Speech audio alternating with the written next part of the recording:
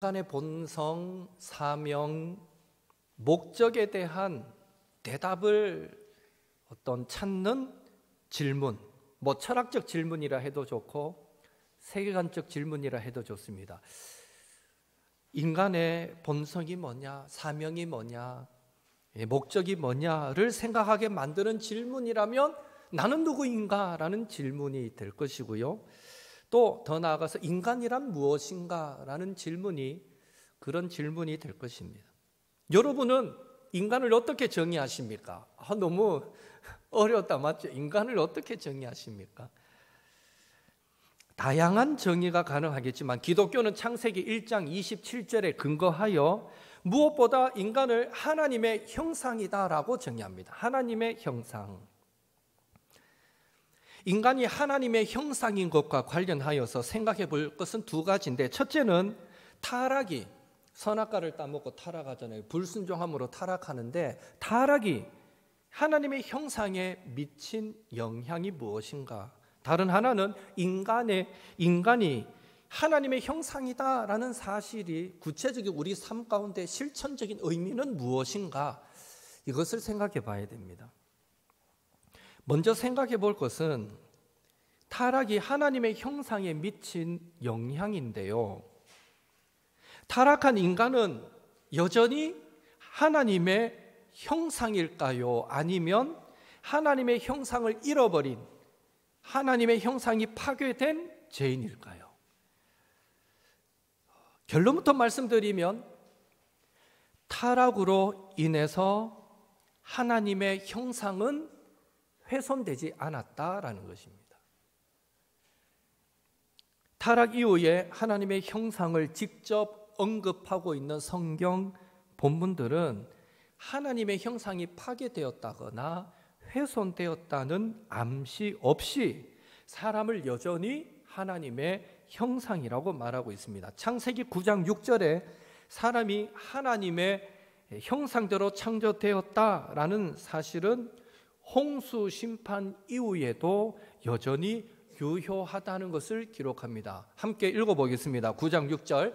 다른 사람의 피를 흘리면 그 사람의 피도 흘릴 것이니 이는 하나님이 자기 형상대로 사람을 지으셨음이니라. 여전히 하나님은 사람을 하나님의 형상으로 보고 계십니다. 악한 말에 대해서 경고하고 있는 야고보서 3장 9절도 사람이 하나님의 형상대로 지음받았다라는 것을 확인시켜 줍니다. 야고보서 3장 9절 같이 읽겠습니다. 이것으로 우리가 주 아버지를 찬송하고 또 이것으로 하나님의 형상대로 지음을 받은 사람을 저주하나니. 말로서 하나님의 형상대로 지음받은 자를 저주하라니. 그러니까 여전히 사람은 하나님의 형상이다.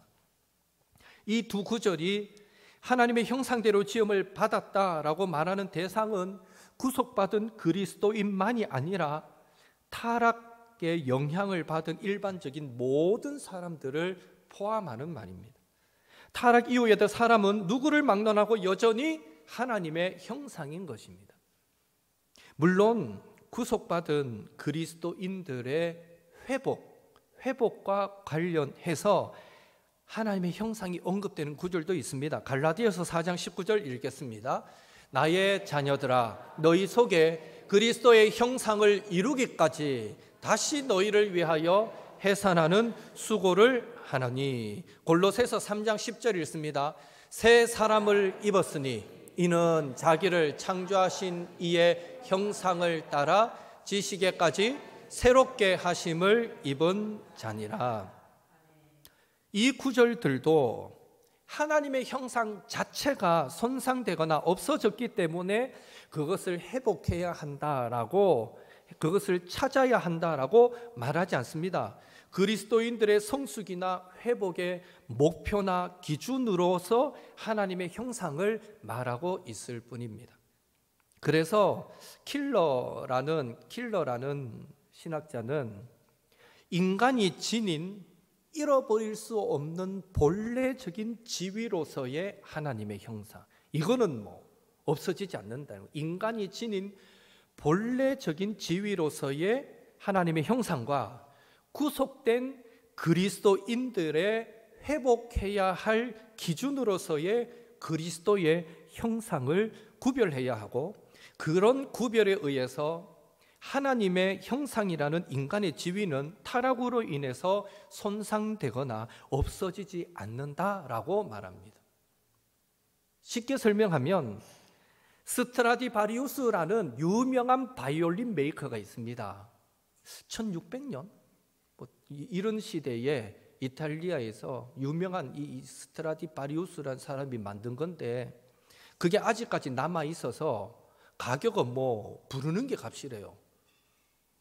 우리나라 돈으로 뭐 수십억씩 하는 바이올린 하나가, 그 오래된 게, 하여튼 그런 유명한 메이커가 있는데요, 만일 훼손된 스트라디바리우스 이 바이올린이 있다면 그것은 과연 스트라디바리우스일까요? 아닐까요? 그 바이올린이 훼손되면 갖다 버리겠습니까? 절대 안 버리겠죠. 버리지 않고 수리하려고 하는 것은 그 훼손된 바이올린은 여전히 스트라디바리우스이기 때문입니다. 그건 변하지 않는 사실. 마찬가지로 하나님과의 관계가 깨어졌다, 망가졌다 해도 하나님의 형상이라는 인간의 지위에는 변함이 없습니다. 비록 그 지위가 요구하는 기준에 맞게 살지 못하더라도 그 지위 자체, 하나님의 형상이라는 지위 자체가 약해지거나 사라지는 것은 아니라는 것입니다.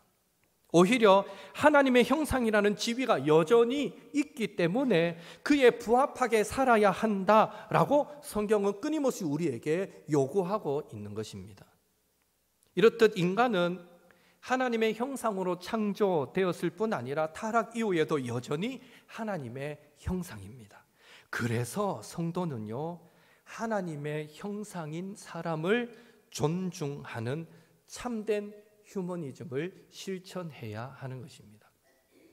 둘째로, 신자와 불신자를 막론하고 모든 사람이 여전히 하나님의 형상이다라는 사실은 그 실천적인 의미에 있어서 사람을 대하는 태도에 혁명적인 요구를 하고 있는데, 그것은 바로 모든 사람은 동등하다라는 것입니다. 우리 모두가 하나님의 형상이다라는 것이 그 다음으로 우리에게 주는 교훈은요, 우리 모두는 동등하다인 것입니다. 왜 이게 파격적인 혁명적인 요구일까요?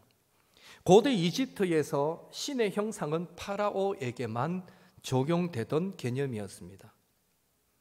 그렇게 사람을 차별하는 당시의 세계관에 대항해서 창세기가 모든 인간이 신의 형상을 따라 창조되었다라고 선언하고 있는 것입니다. 모세오경은 모세가 기록했죠.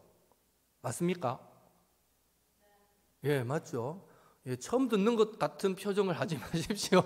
꼭 뭐 제가 적은 것 같이 이래 생각하시는데 저는 안 적었습니다. 모세오경은 모세가 바로 출애굽 당시에 살았던 사람이잖아요. 그 모세가 그 시대에 이 모세오경을 기록한 거예요. 그러니까 그 기록은 아주 혁명적인 거라는 거예요. 사람에게 계급이 있고 차별이 있는 시대에, 종과 또 상전이 나눠지는 그 시대에 이미 창세기를 기록했다는 것은 모든 사람은 동등하다라는 선언과 같은 거예요. 그러니까 파격적인 선언인 것이죠. 인간에 대한 세계관을 완전히 뒤집는 혁명적인 선언과도 같았습니다. 성경이 그렇다는 거예요. 성, 사회적 신분, 경제적 지위, 인종, 나이 등 여러 가지 기준에 따라서 사람을 다르게 대우하는 현대 사회에도 이러한 세계관의 혁명이 필요한 것입니다.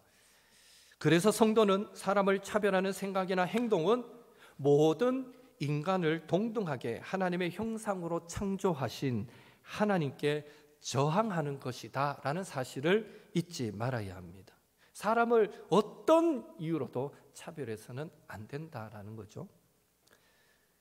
두 가지 말씀드렸습니다. 타락 이후에도 하나님의 형상은 훼손되지 않았다. 모든 인간은 동등하다. 이런 생각이 예수님의 말씀에 어떻게 스며들어 있는지 마가복음 9장 10장에 잘 소개되어 있습니다. 예수님은 자신의 고난과 죽음에 대해서 3번 제자들에게 말씀하셨습니다. 마가복음 8장 27절에 그 이하에 보면 가이사랴 빌립보로 가시는 길에 자신이 많은 고난을 받고 종교 지도자들에게 버림을 받아서 죽임을 당하게 될 것이다 라고 말씀하셨어요. 물론 그때는요, 내가 사흘 만에 다시 살아나리라 라는 말씀까지 하셨어요.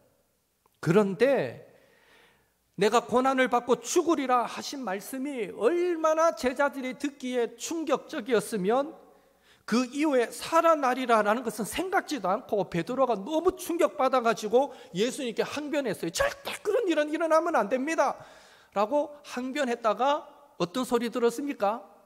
사단아, 내 뒤로 물러가라 라고 책망받게 되었던 것이죠. 그 후에 마가복음 9장에 보면 예수님은 귀신 들린 아이를 고친 이후에 갈릴리로 가로질러 가시는 그 길에서도 한 번 더 자신이 사람들의 손에 넘겨져서 죽임을 당할 것이다 라고 말씀하셨습니다. 그런데 이런 죽음에 대한 스승의 말씀에도 불구하고 지금 예수님이 내가 죽임을 당할 것이다 했는데 그 말이 끝나기가 무섭게 제자들은 길에서 어떤 일을 했습니까? 누가 크냐 하고 서로 다투었다 라고 성경은 기록합니다. 그들이 다툰 이유는요, 그들이 예수님을 따른 이유와 동일합니다. 뭐겠습니까? 그들은 예수님을 통해서 큰 자가 될 것을 기대했기 때문에. 그래서 예수님 죽기 살기로 따라다니는. 오늘날 정치인들 국회의원 되면 그 밑에서 뭐 하나 얻어먹으려고, 대통령 되면 그 밑에서 뭐 하나 얻으려고 죽기 살기로 따라다니는 것처럼 마치 그런 느낌으로 제자들이 예수님을 따랐다라는 것밖에 안 됩니다. 마지막으로 마가복음 10장 32절에서 34절에 보면 예수님은 십자가 기다리고 있는 예루살렘으로 올라가시면서 대제사장과 서기관들이 자신에게 사형을 선고하고 이방 사람에게, 로마 사람에게 자기를 넘겨주고, 그래서 로마 군인들이 자신을 조롱하고 침뱉고 채찍질하고 죽일 것이다 라고 또 자신의 죽음에 대해서 3번째로 말씀하셨습니다. 그런데 이 3번째 말씀을 듣고서 야고보와 요한이 뭐라고 말합니까? 예수님이 영광을 얻으시면, 영광을 얻는다는 건 뭐가 전제되겠어요? 왕이 되시면. 분위기 보니까 얼마 안 가가 예수님이 왕이 되겠거든. 영광을 얻으시면, 예수님이 왕이 되시면 한 사람은 어디에? 예수님 오른쪽에, 한 사람은 왼쪽에 앉게 하여 주옵소서. 예수님은 지금 죽으러 간다 하는데 그 말이 끝나기가 무섭게 또 야고보와 요한은 예수님의 오른쪽 왼쪽, 즉 권력의 자리에 앉게 해달라고 요청했던 것을 보게 됩니다. 그러자 나머지 제자들이 뭘 합니까? 너는 예수님을 3년을 쫓아다니고도 아직도 그딴 소리 하느냐 이렇게 얘기했습니까? 아니요, 수준이 똑같았어요.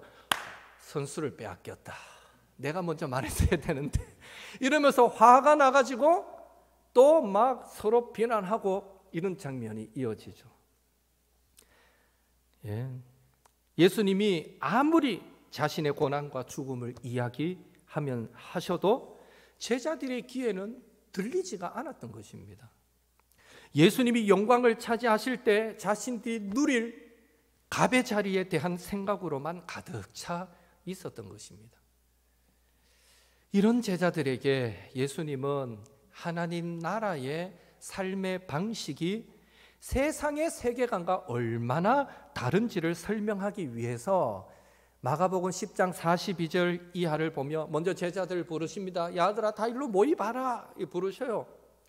부르시고는 먼저 세상의 세계관이 뭔가를 확인시킵니다. 세상에서는 집권자들이 사람들을 임의로 주관하고 고관들이 권세를 부리는 것을 당연하게 여긴다라고 말씀합니다.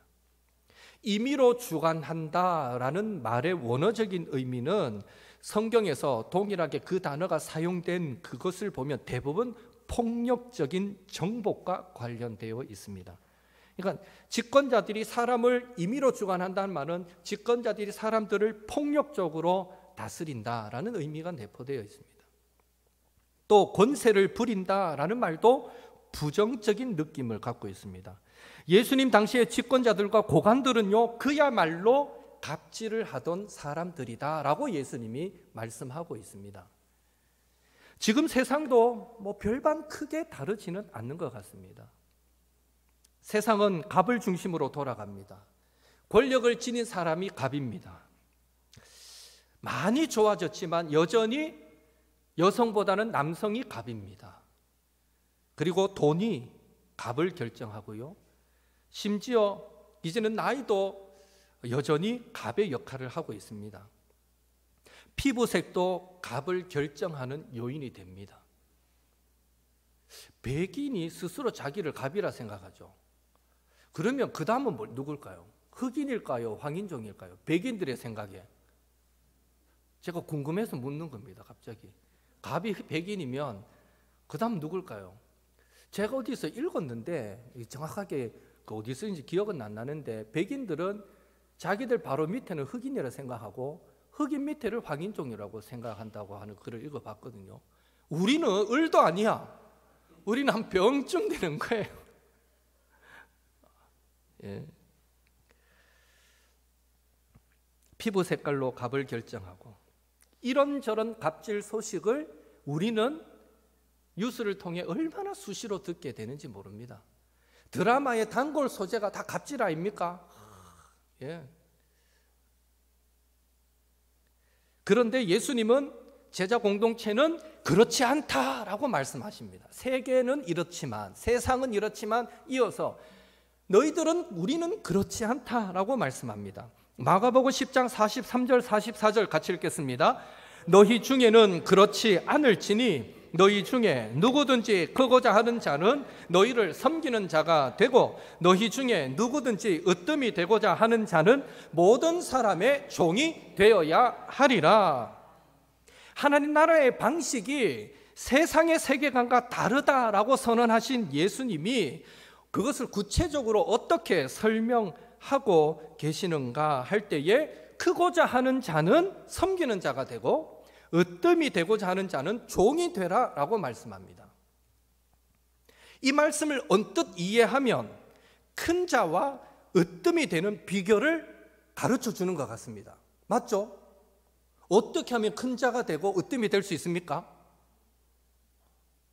섬기는 자 되면은 나는 큰 자가 되고 으뜸이 될 수 있어. 마치 이 말씀이 예수님께서 큰 자와 으뜸이 되는 방법을 가르쳐 준 것 같습니다. 언뜻 보면 그렇습니다. 그런데 이 43절 말씀, 44절 말씀에 섬기는 자가 되고 할 때 이 되다라는 이 말과 44절에 모든 사람의 종이 되어야 하리라 할 때 되어야 하리라 라는 이 두 단어는 똑같은 단어가 쓰였는데 헬라어 동사 에소마이라는 똑같은 단어가 쓰입니다. 영거프.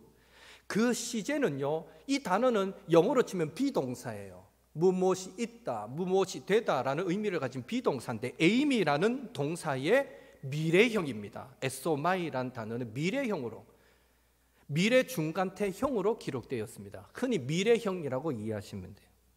그런데 놀라운 사실은 이 참 재미있는 게 이 단어는 중간태 디퍼넌트 형식으로 기록된 이 단어는 현재형으로도 분명히 미래형으로 기록되어 있는데도 해석은 상황에 따라 현재형으로도 해석할 수 있고 미래형으로도 두 가지 해석이 다 가능하다라는 것입니다. 그래서 원문을 보면 그걸 주석할 때 각주에 표를 달아놓고 밑에 보면요, 미래형으로 현재형 두 가지가 가능하다고 되어 있습니다.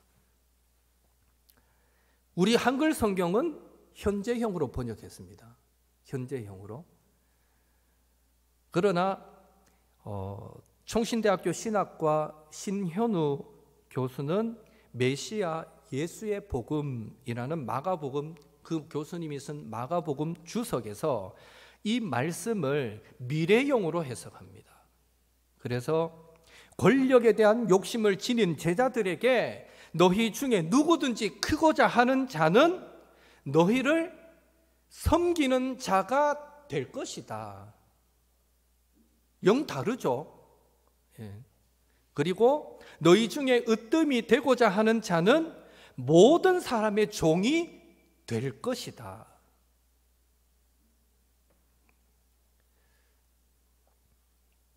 경고하시는 말씀으로 해석이 가능합니다. 그러니까 낮아져라 섬겨라 이것이 크고 높아지는 비결을 가르쳐 준 게 아니라 너희 중에 높아지려 하는 자가 있느냐? 그러면 너희는 그 무리를 섬기는 자로 낮아지게 될 것이고, 너희 중에 으뜸이 되고자 하는 자가 있느냐? 그러면 아예 이방인을 포함한 모든 사람을 섬기는 자가 되어버릴 것이다. 이거는 높아지고 으뜸이 되고자 하는 자를 향한 경고의 음성으로도 해석이 가능하다는 것이죠. 요컨대 예수님은 으뜸이 되는 방법을 가르친 것이 아니라 권력을 추구하고 남용하는 자의 비참한 최후, 갑질의 최후에 대해 경고하고 계시는 말씀이다라고 이해할 수 있다는 것이죠. 이 설명이 당연하게 그렇게 받아들일 수 있는 것은 이어지는 25절 때문입니다. 45절 때문입니다. 45절 같이 읽습니다. 인자가 온 것은 섬김을 받으려 함이 아니라 도리어 섬기려 하고 자기 목숨을 많은 사람의 대속물로 주려 함이니라. 아멘. 이 45절에 따르면 제자들의 스승인 예수님은 커지기 위한 섬김, 내가 이렇게 섬기면 커지겠지, 커지기 위한 섬김, 으뜸이 되기 위한 섬김, 섬김을 받기 위해 먼저 행하는 섬김이 아니라, 예수님의 섬김은 그런 섬김이 아니라 섬김 그 자체가 목적이 되는 섬김을 행하시는 분이시다라고 지금 45절이 말해주고 있습니다. 예수님은 우리를 섬길 때, 제자들을 섬길 때, 사람을 섬길 때 어떤 다른 부수적인 것도 생각지 않았다는 거예요. 내가 이렇게 섬기면 남들이 나를 존경해 주겠지, 나를 높여 주겠지, 또 그에 합당한 대우를 해주겠지, 이런 거 전제 없는 그 자체의 섬김 그 자체가 목적이 되는 섬김을 예수님은 행하셨습니다.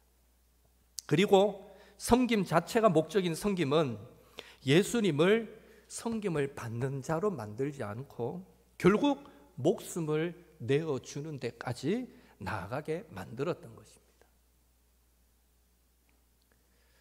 왜 예수님은 권력을 추구하고 남용하여 다른 사람을 못 살게 구는 자에게 모든 사람의 종이 된다고 무섭게 경고하셨을까요? 그런 사람은 섬김 그 자체가 목적이 되었던 예수님을 참으로 따르지 않는 자들이기 때문입니다.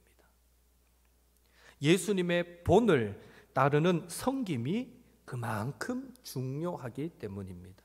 궁극적으로는 모든 사람을 자신의 형상으로 지으신 하나님을 무시하는 일이기 때문입니다. 그래서 높아지려 하고 상대적으로 차별하고 나보다 못하다 여겨진 사람을 무시하는 자들을 하나님은 가만히 내버려 두실 수가 없는 것입니다.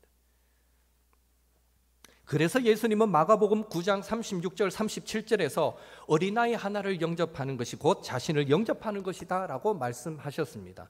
지극히 작은 자 하나에게 행한 것이 예수님께 행한 것이다 라는 의미가 됩니다. 작은 자 하나를 대접하고 어린아이를 영접하는 것을 예수님은 왜 자신에게 대한 것으로 여기실까요? 예수님의 이 말씀을 우리는 지극히 작은 자 하나에게 한 것이 나에게 한 것이다 라고 하신 이 말씀을 우리는 때때로 정체를 감추시고 연약한 자의 모습으로 찾아오시는 주님과 연결시켜 해석하기도 합니다. 그런 적용할 수 있잖아요. 여러분, 예수님도 이런 어린아이 같은 모습으로 우리를 찾아올 수 있습니다. 그러니까 절대로 연약하고 가난하고 어려운 자들 무시하면 안 됩니다. 잘 섬겨야 됩니다. 그들 중에 예수님이 있을 수 있습니다. 이렇게 해석이 가능하거든요. 적용이. 또 어린아이처럼 순수한 마음으로 예수님을 영접하는 것과 연결시켜 이해하기도 합니다. 어린아이 같이 영접하지 않으면 자기를 영접하는 것이 아니다. 이 말은 우리도 어린아이 같이 순수하게 예수님을 믿고 받아들여야 한다라는 것으로 이해할 수 있다는 거죠. 그 해석이 잘못됐다는 얘기가 아니라, 그러나 기독교 세계관적인 관점에서 이 부분을 이해하면 어린아이같이 작고 연약한 자까지 포함한 모든 사람이, 모든 인간이 하나님의 형상이라고 선언하는 것으로 우리는 이해할 수 있습니다.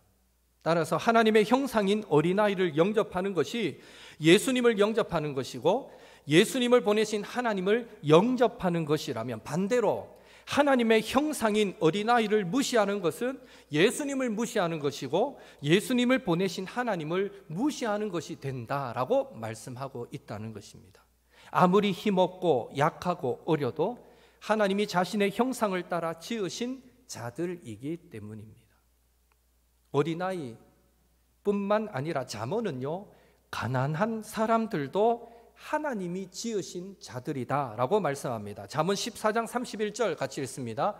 가난한 사람을 학대하는 자는 그를 지으신 이를 멸시하는 자요, 궁핍한 자를 불쌍히 여기는 자는 주를 공경하는 자니라.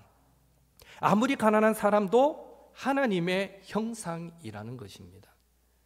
그래서 가난한 자를 학대하고 조롱하는 자는 그를 지으신 하나님을 멸시하는 것이다 라고까지 성경은 말씀하고 있습니다. 성경은 기독교적인 휴머니즘을 잘 실천했던 대표적인 사람으로 욥을 소개해 주고 있습니다. 욥기 31장 13절에서 15절 같이 읽겠습니다.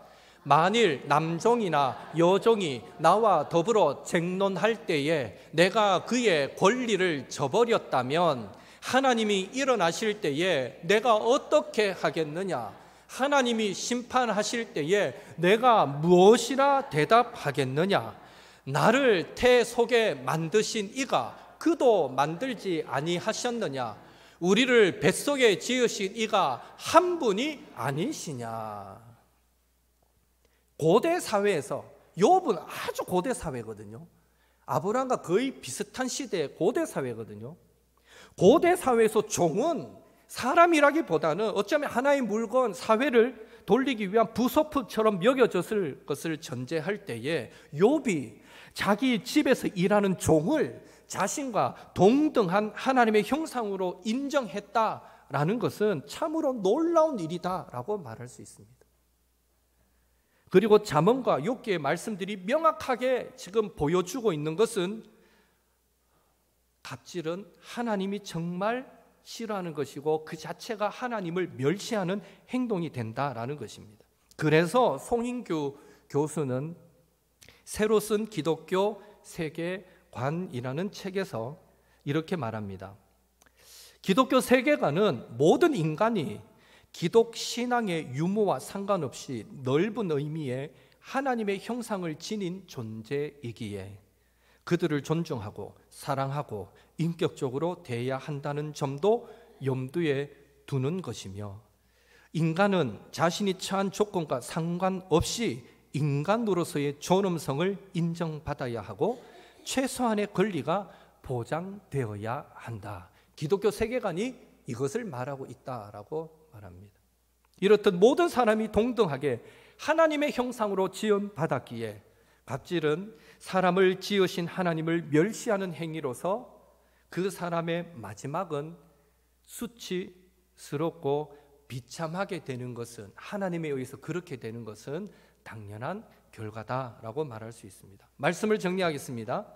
예수님의 죽음 앞에, 죽음의 그 예고 앞에 누가 큰지 다투었던 제자들, 그들은 예수님의 도움을 받아 힘을 가진 갑이 되고 싶어 했습니다. 그러나 참된 제자는 세상이 추구하는 갑질의 세계관을 버린 사람들입니다.